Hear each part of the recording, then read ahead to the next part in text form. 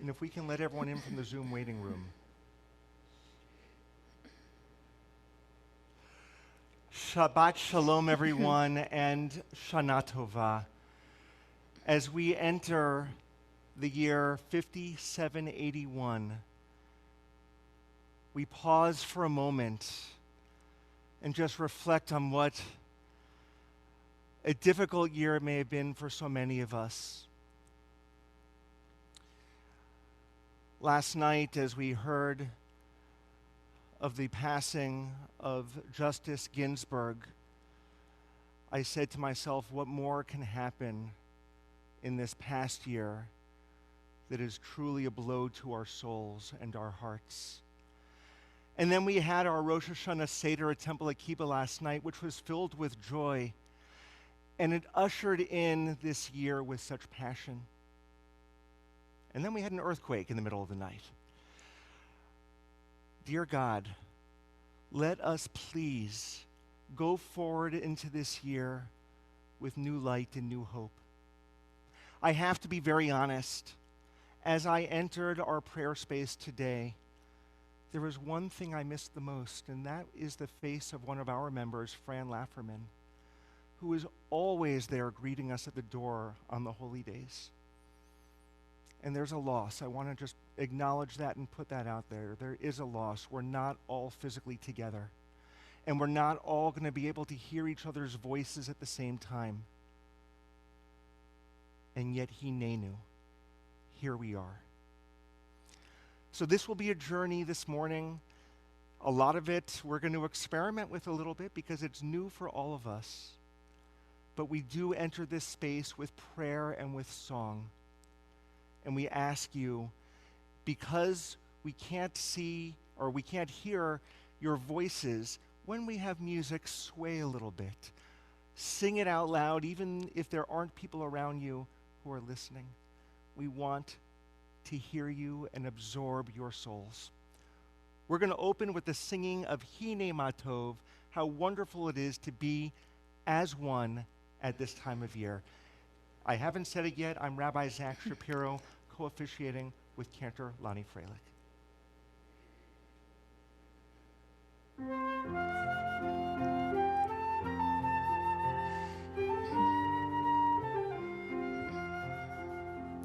Hine ma tov u'manayim, shevet achim gam yachad. Hine ma tov u'manayim, shevet achim gam yachad. Hine ma tov u'manayim, shevet achim gam yachad. Hine ma tov u'manayim, shevet achim gam yachad. Hine ma tov u'manayim, shevet achim gam yachad. Hine ma tov u'manayim, shevet achim gam yachad. Hine ma tov u'manayim, shevet achim gam yachad. Hine ma tov u'manayim, shevet achim gam yachad. Hine ma tov u'manayim, shevet achim gam yachad. Hine ma tov u'manayim, shevet achim gam yachad. Hine ma tov u'manayim, shevet achim gam yachad.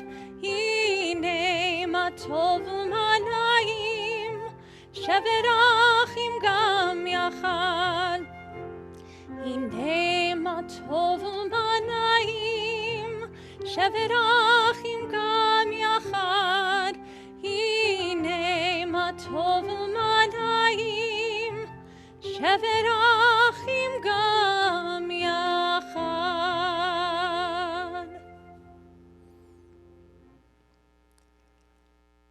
On Rosh Hashanah, we are commanded to hear the sound of shofar.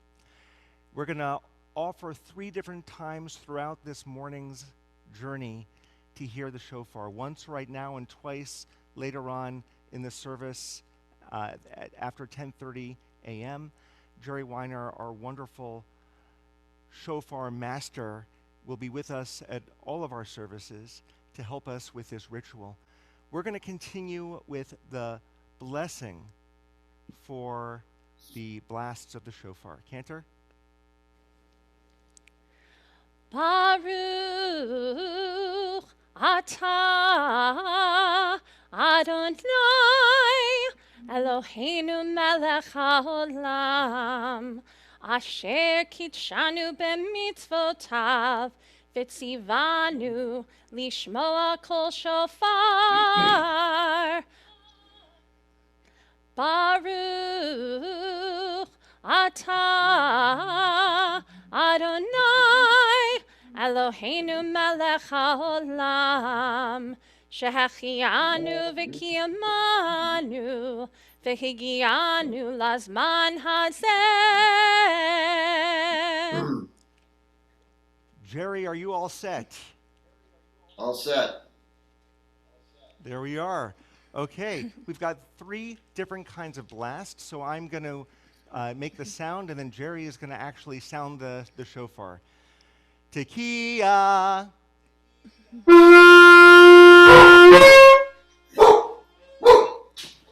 Shivarim teruah.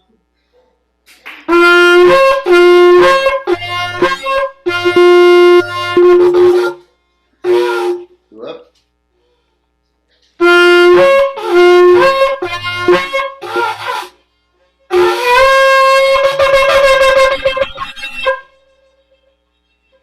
Perfect. Tekiah.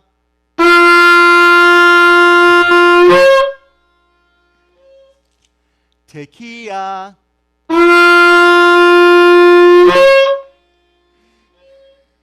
Shivarim.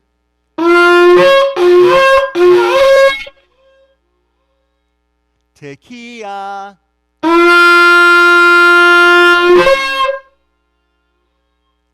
Tekiah.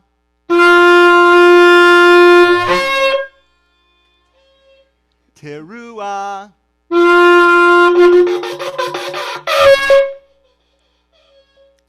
Tekiah.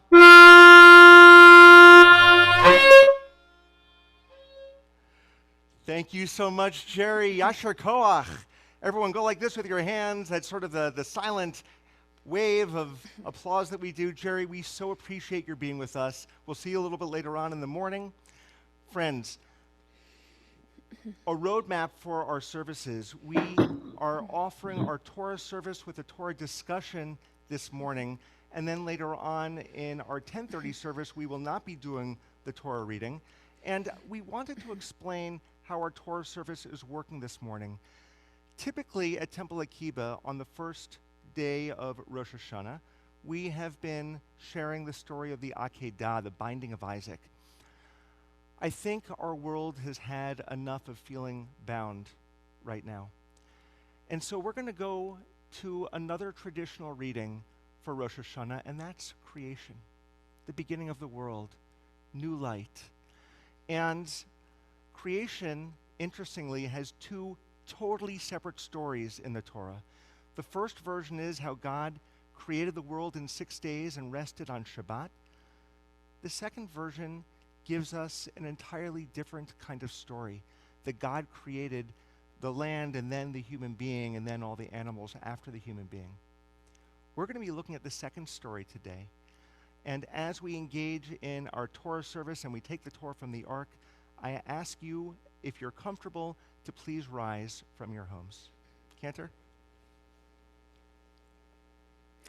Ein kamocha v'Elohim Adonai ve'en kemasecha malchutecha malchut kol olamim u'memshaltecha bechol dor v'dor Adonai melech Adonai malach Adonai yimloch le'olam va'ed Adonai oz le'amo yitain Adonai yivarech et amo v'shalom, av harachamim, heitiv avirtzoncha et Zion, tivnei chomot Yerushalayim, tivnei chomot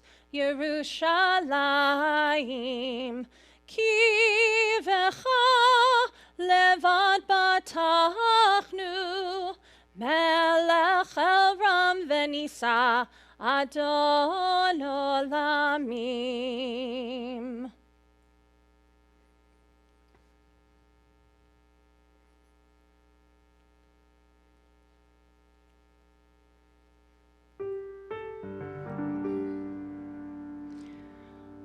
Adonai, Adonai, El Rachum v'Chanun, Erech Apayim v'Rav Chesed v'Emet, Notzech Chesed laholafim, Noseh Avon v'Fesha, v'Chata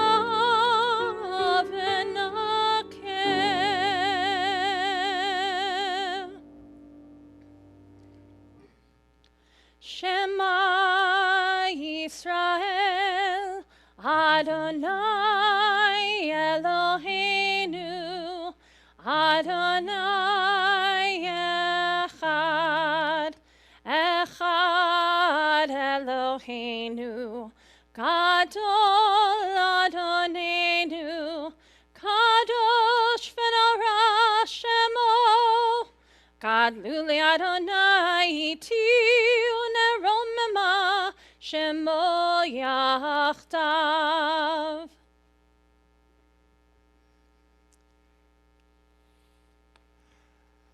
I believe Craig Newman will be joining us for Al Devarim. I want you to imagine, everyone, that we are going into each of your homes with Torah so you can be close to our treasured book.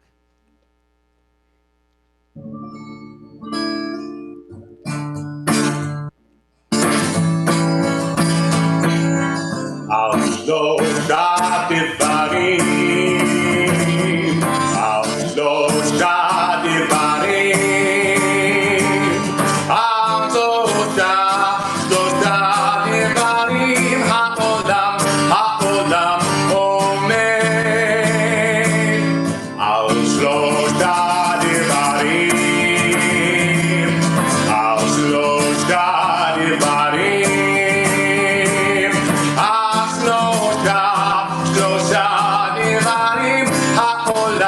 העולם עומד.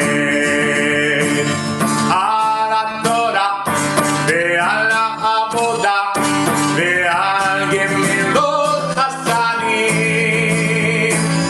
על התורה ועל העבודה ועל גמילות חסדים. על שלושת דברים, על שלושת דברים, על שלושת דברים, העולם עומד. על שלושת דברים, על שלושת דברים, על שלושת דברים, על שלושת דברים, על שלושת דברים, העולם עומד. על התורה ועל העבודה ועל גמילות חסדים. על התורה ועל העבודה ועל גמילות חסדים.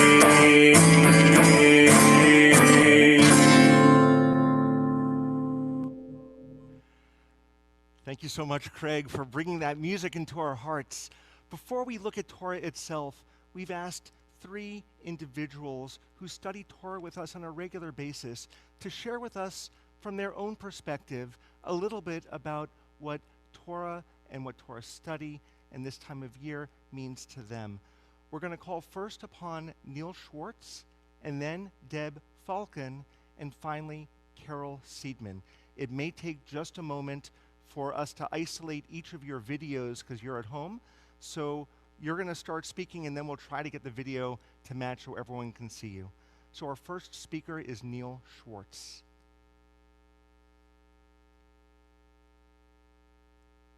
Neil, if you can unmute yourself, or maybe we need to unmute you.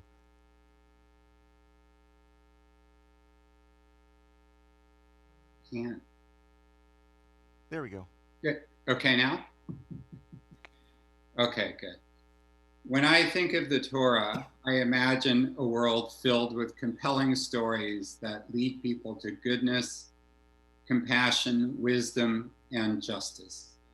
It's a gift told by and written down by our Jewish ancestors, but it was so good that it became the foundation for the other Abrahamic faiths of Christianity and Islam. How could anything endure for thousands of years and be more compelling now than ever? How could it not be the source of the Jewish people's achievements in law, literature, science, movies, songwriting, and analytical thought? How can something captivate me for a decade of Saturday at 9 a.m. class with people I've come to love? The Torah's meaning is perhaps most personal for me when I think of a favorite and familiar passage to all of us. It's from Numbers chapter 6, verse 24, the priestly blessing that God gave to Moses for Aaron to share with the priests and with later generations. We blessed our daughter with it as she grew up, and I see it as a hope for the world. May Adonai bless you and keep you. May Adonai make his face shine unto you and be gracious unto you. May Adonai lift up his face unto you and give you peace. Neil, thank you so much. Thank you so much for that incredible light. We are now going to hear from Deb Falcon.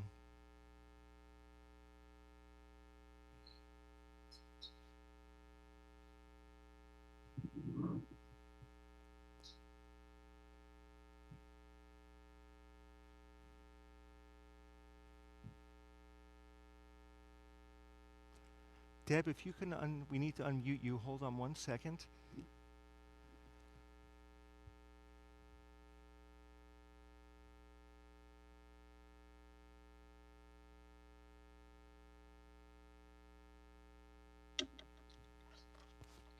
Okay. The Torah, the Torah and the Tanakh have been a part of my life since I was a young child. I remember my father telling my brother and me Bible stories. I recall them to this day, and they hold a special place for me in my heart. There were stories about biblical heroes such as Abraham, Isaac, Jacob, Moses, as well as stories about David and especially Deborah, whom I was named after. This year I will start my 35th year of attending weekly Torah study classes at Temple Akiba. It took me a while to discover that the Torah and the Bible are not synonymous. All of my beloved stories were not in the Torah. Some had an important place instead in the Tanakh. So my love of Torah started when I was young, and it persists to this day. I look forward to Torah classes every week. Sometimes there are sections of Torah that are difficult to understand and accept. This is why it is necessary to study as a group and be guided by a knowledgeable leader who can relate many ways of interpreting or understanding a difficult story. For example, was the eviction of Adam and Eve from the Garden of Eden a punishment, or was it a blessing in disguise? Living in the garden was a rather bovine experience, but after the eviction, people lived more purposefully, They were proud of their accomplishments. Cities, arts, music, medical advancements came not from the bovine life, but from the need for people to strive for themselves and encourage others to do the same. I encourage all of you to attend Torah classes to gain understanding of what the Torah teaches us. Thank you so much, Deb, and thank you for being one of my teachers over my tenure here at Temple Akiba. We really appreciate your wisdom. Finally, Carol Seidman.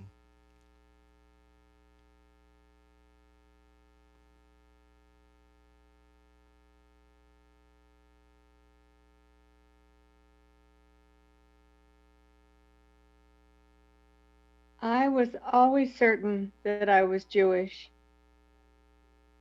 even as a young child, but I really didn't know what it meant to be a Jew. After my bat mitzvah in 2018, my curiosity was aroused, and I began attending Torah study regularly. As a result, I've gained new insight into my heritage as a Jew. It has cemented my connection to Judaism. For me, the Torah is my teacher and counselor. All the answers are there. I just need to ask the right question. To think of it in modern terms, it's a metaphor for a GPS. It offers various pathways that I may choose to pursue on my journey to becoming a better Jew. I may follow the examples set by my ancestors, Sarah, Rachel, Rivka, Leah, Esther, or Ruth. I just have to listen and learn. Carol, thank you so much. The more that we listen and learn from your wisdom, the better our following of that GPS is going to be. So to Neil, Deb, and Carol, thank you for sharing your wisdom with us.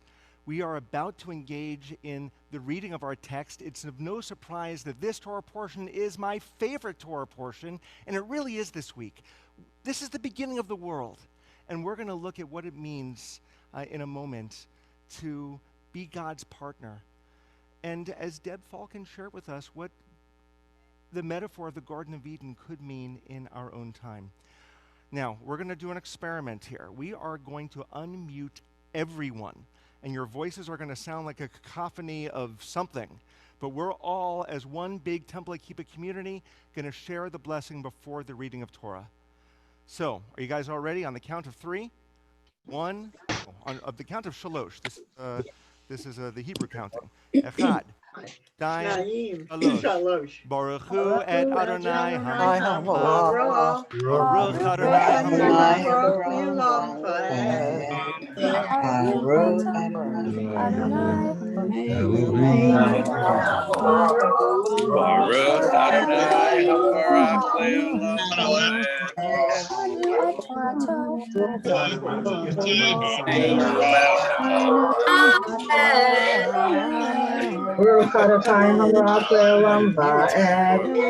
You guys don't know how awesome it was together. It brought such joy to us. We're going to be calling up one after the other, and you're going to come back on again, everyone, for the blessing after. We have 5 wonderful Torah chanters, beginning with Chloe Stievelman.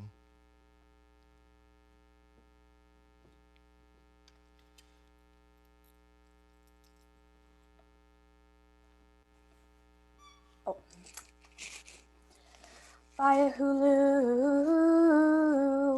hashamayim v'haaretz v'chosevam v'cho Elohim bayom hashevi melakto asher asa vayishbot bayom hashevi mikol melakto asher asa vayvarech Elohim et yom hashevi v'kadesh oto ki bo Shabbat. Miko melakta. Asher bara Elohim lehasot. Ele toldot hashamayim v'haaretz v'hibareham bayom asot Adonai Elohim eretz v'shamayim v'ho Siha Hasadeh Terem Yihye Baharetz Beho Esav Hasadeh Terem Itzma Ki Lo Im Tir Adonai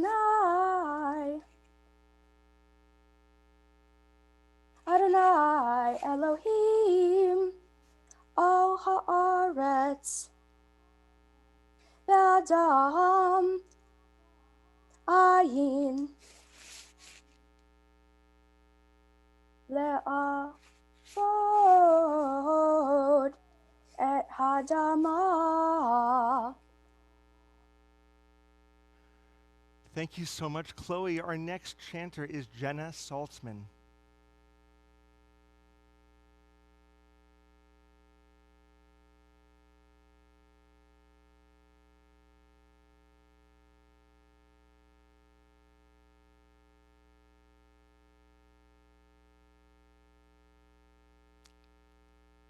All right, Jenna.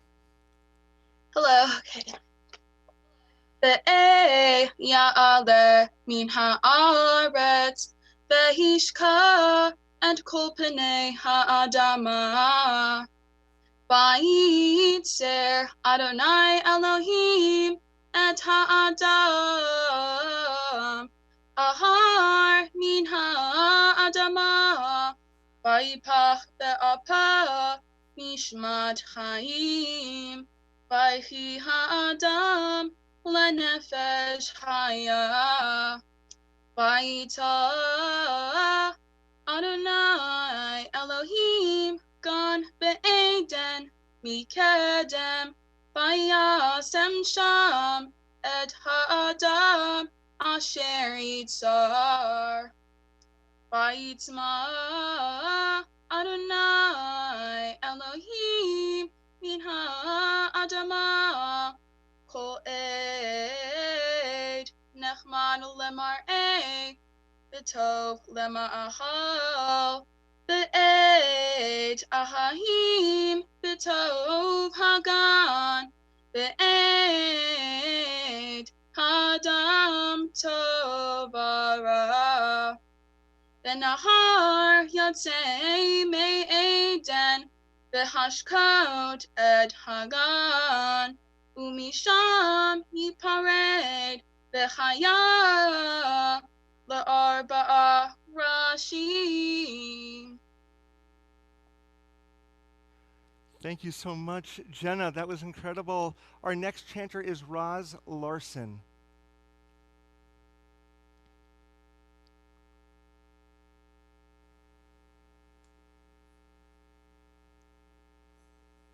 Is everyone? Roz Ackheim, it's not you, don't worry. Hi. But it's great to see you here, and we hope your mom is feeling better today. Larson is the last name. I think I'm unmuted, right?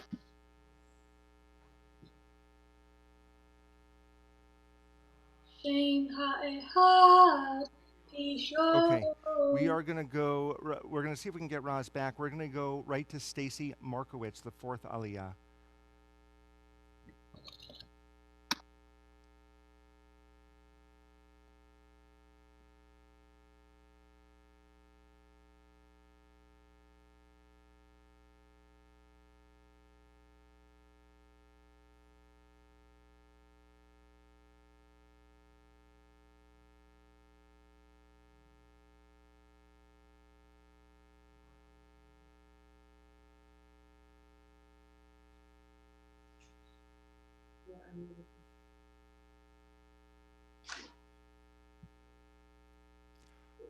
Scott, I don't. Is your sister there with you,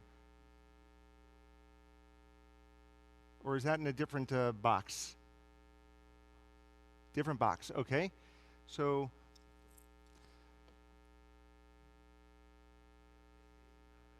Stace, she's not coming up.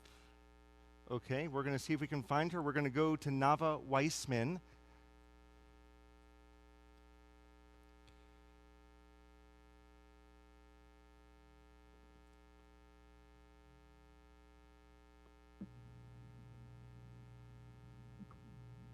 There's Nava. Okay, Nava, why don't you go ahead? Then we're going to go back to Roz in a moment.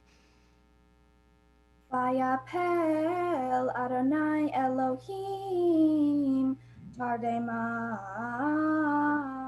El Ha'adam Vayishan Vayikach Achat Mitzalotam Vayiskor Basar Tachtena Vayiven Adonai Elohim Et Hatzelah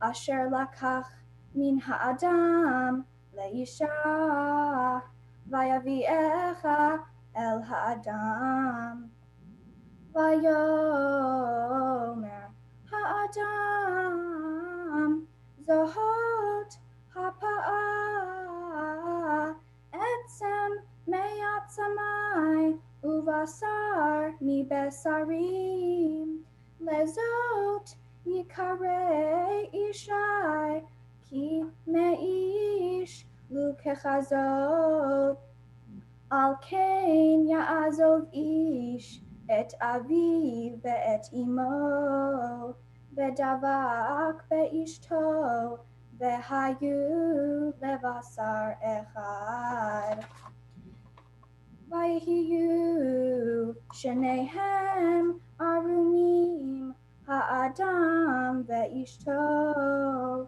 Velo Yitboshashu. So much, Nava. That was incredible. We're now going to come back to Roz Larson for her aliyah. Not her aliyah, for her chanting. There you are, Roz. Hi. Shem ha'ehad Tishon Hu Hasoveh Et Kol Eretz Ha'havilah Asher Shan Hazahav Uzehav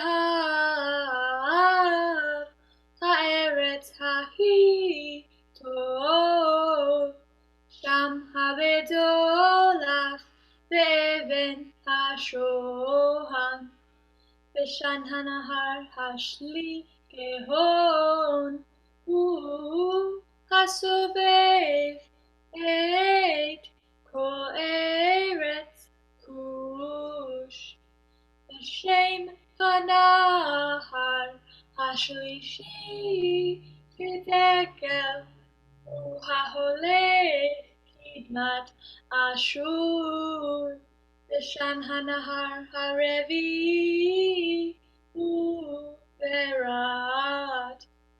Vayikach Adonai Elohim Et Havdam Vayanichehu V'gan Eden Le'ovdav Ulshomra. Thank you so much, Roz. That was just incredible. Excuse me. And we're now going to come to Stacy for her Torah chanting. Hey, Stacy. Hi. Vaitzav Adonai Elohim Al Ha'adam Lemor Mikol Eitz Hagan Achol Tochel Ume'etz Hadat Tovara Lo Tochal Mimenu Ki Beyom Achocha Mimenu Meot Tamut. Vayomer Adonai Elohim Lo Tov Heyot Ha'adam Levado E'ese Lo Ezer Kenegdo Vayitzer Adonai Elohim Min Ha'adamah Hochayat Hasadeh Ve'et Kol Of Hashamayim Ve'yaveh El Ha'adam Lir'ot Ma Yikra Lo Ve'chol Asher Yikra Lo Ha'adam Nefesh Haya Hu Shemo Vayikra Ha'adam Shemot Lechol HaBehema U'of HaShamayim U'chol Ha'aya HaSadeh Uladam Lo Matzah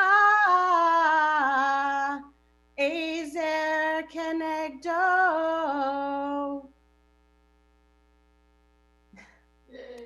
Thank you so much, Stacy. That was incredible.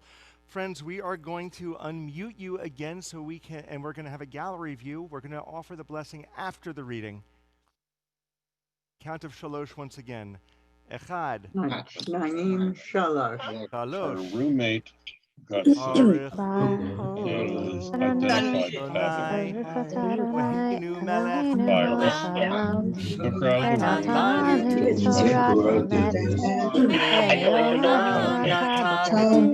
He tried to get the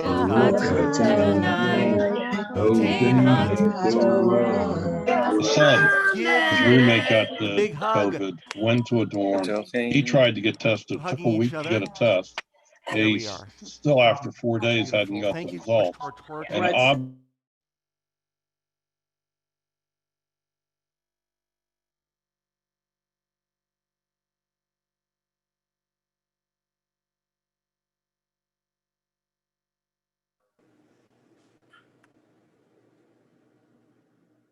And to share some of the Torah text. So we're going to have a screen share with the text in it come up.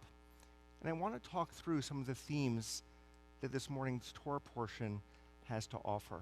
So if we can put the text on the screen, we're going to look at part of the English of what we just read. It's starting here at verse 15. And I'm going to read it and offer a little bit of commentary and midrash as we go along. So God Eternal took the man, Adam, placing him in the Garden of Eden to work it and keep it. I find it so important that we often think of Eden as of paradise as a place where we sit back and eat grapes or other kinds of incredible things. But according to our text,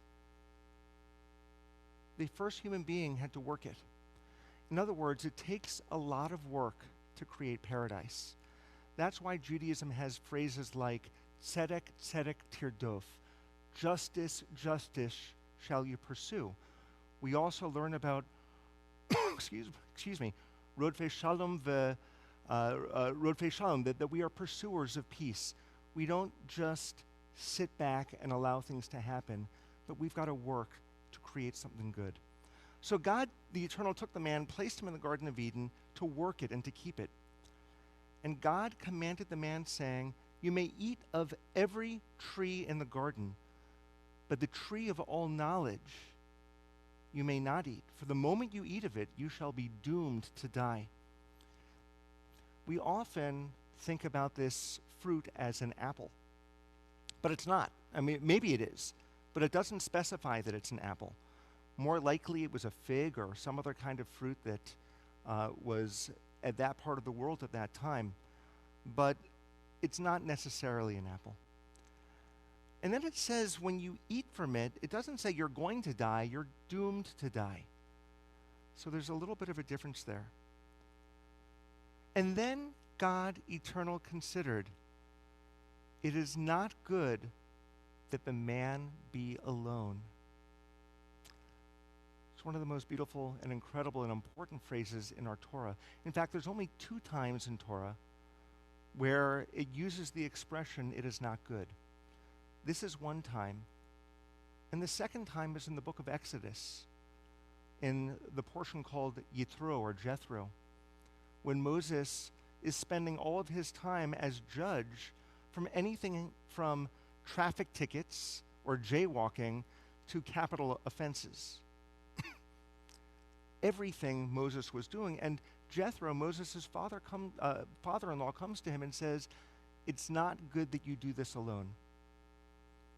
So twice, Torah teaches us that something isn't good, and both times it has to do with being alone or doing something alone.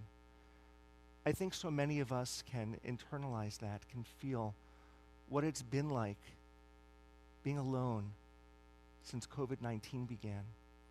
Those who are quarantined alone in their homes, or who are even with family, that feeling that we've had of being stuck inside is not good. It's necessary for now until we have a cure, a vaccine, but it doesn't feel good. And it's caused so much angst in so many of us. So God said this at the beginning to Adam. It's not good that this person's alone. I will make him a helpmate. Helpmate is not a great translation for this Hebrew. The Hebrew is ezer kenegdo. Ezer kenegdo is a wonderful phrase. It literally means a helper, ezer, helper, kenegdo, who is opposite you. I first fell in love with Ron when I realized he was my ezer kenegdo. In other words, he wasn't the person who would just support me in anything I did, although I liked it when he did that. Ron was the person who, if I thought one way, Ron would say, have you thought of it from another perspective? Have you looked at all of the different ways that you might consider something? That's what a life partner is. That's what an ezer kenegdo is.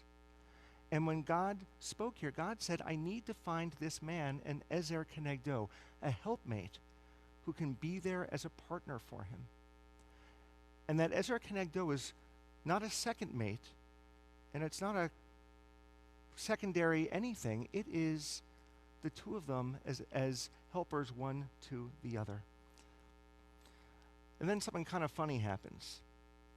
Instead of bringing another human being to Adam, God brings all the wild animals and the birds of the sky out of the soil and brought the man to see what he would call each of them. According to a midrash, each of them came alphabetically. So a little tiny creature came by that was crawling on its belly, and Adam said, okay, that's an ant. And then a little jumping thing came across, and Adam said, that's a bunny.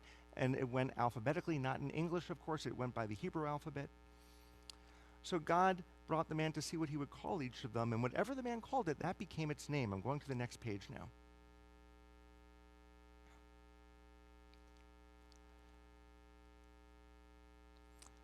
The man gave names to every domestic animal, to the birds of the sky and to the wild animals, but for himself, Adam couldn't find an ezer kenegdo. I mean, all these other animals weren't the right kind of helper for that first human being. Then, throwing the man into a profound slumber so that he slept, God Eternal took one of the ribs and closed up the flesh in that place. Now God Eternal built the rib that was taken from the man, and God created a woman out of it. Whether we believe this story as myth or as history, I believe it as a part of my story, but not my history. Jewish theologians, from Orthodox to Reconstructionist, Conservative, Reform, have looked at this phrase as a proof text for organ donation. And they say this perhaps was the very first organ donation that there ever was, taking from one human being and enabling another human being to live. God brought the woman to the man, and the man said, "This time, bone of my bone, flesh of my flesh, this one will be a woman. For one is taken from man." Now again, we reverse a little bit. We create now a paradigm where one is taken from the other, historically creating a hierarchy which many of us would find reprehensible, and that has set into course throughout history a hierarchy. I hearken back to what the original part was, that Eve and Adam, these two human beings, were supposed to be helpmates equal one to the other. And so it is that a person will leave his parents' home or her parents' home and cling to his partner or her partner, and they become one flesh. Now, according to a midrash, a story about this, God is watching as all this is taking place. And the angels look to God, and the angels ask God, "God, you've created everything here. Are you finished creating?" And God said to the angels, "I don't know if the world is finished yet. You'll have to go ask my Ezer Kenegdo. You'll have to go ask my partners." And what God means by that, what the Midrash means, is that each and every one of us is a partner to God. We all have a sacred obligation with Tikkun Olam to make the world whole, to make it better, to make it right again. As helpers, as Ezer Kenegdo, as partners with God, we now have to go forward on this Rosh Hashanah and do what we can do, one soul at a time, to make the world better, to make it less lonely, and to make sure that we are always, always searching for goodness. King Yehi Ratzon, may this be God's will. Amen.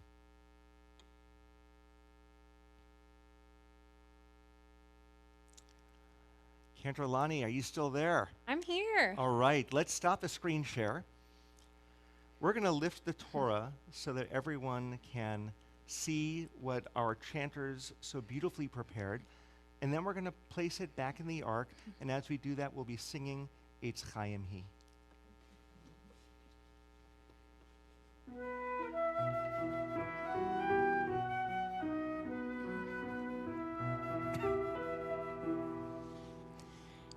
Eitz Chaim Hi, למחזיקים בה, ותומכיה מאושר, דרכיה דרכי נועם, וכל נתיבותיה שלום. Rise if you haven't. השיבנו אדוני אליך, ונשובה ונשובה.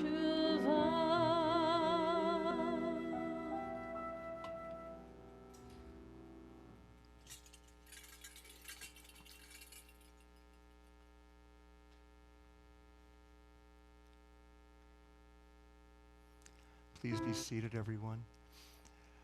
We are going to conclude this first part of the service with the singing of Oseh Shalom. Once we finish the singing, there's going to be some breakout rooms for those who are going to be here for the next half hour or so you can have small group conversations. Once we're finished with the Oseh Shalom, I'll give a little bit of instruction for what you might want to be sharing with one another during that time. Cantor? We conclude with Oseh Shalom.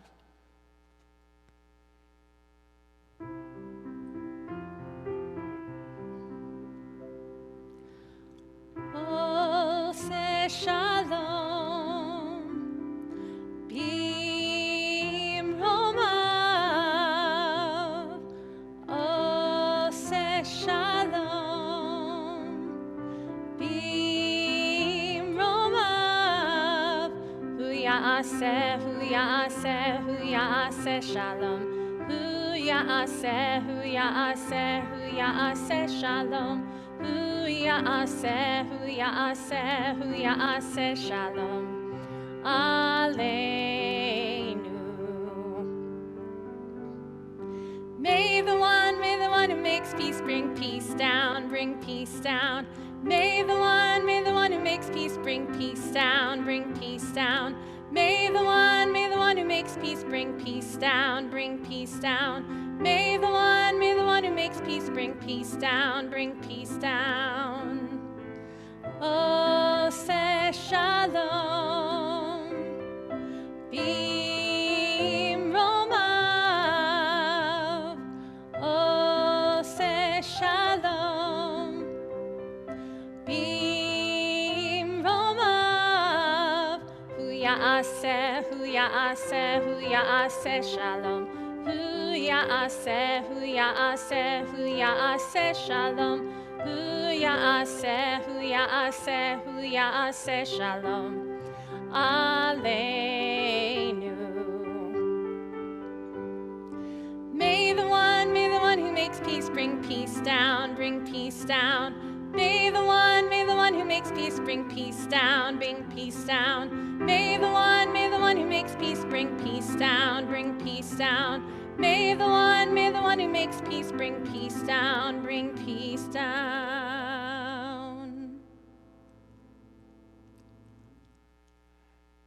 Thank you so much, Cantor. Thank you to all of our participants in this part of our morning journey. We are going to go into breakout rooms, and you will automatically be put there. You don't have to press any buttons. When you're there, it'll be small groups. We want to do whatever we can to create community, to enhance and deepen intimacy. When you're there, please introduce yourselves. And we're going to ask you to share with one another what brings you the most meaning during this season. What brings you the most meaning during this season? And that sharing it may come with a sense of loss or a sense of meaning. Your emotions are fine. We encourage you to really share, to create that community. And if you're so inclined, write down what your thoughts are and email them to me, rabbi@templeakiba.net. It would be important, if you're comfortable, for us to really hear what's on your minds. So we'll come back as a community at around 10:30, maybe a few minutes beforehand, and we'll continue with our formal worship service at that time. For now, everyone, Shana Tova. We wish you a good year, and we hope you have a good time meeting other people in the neighborhood.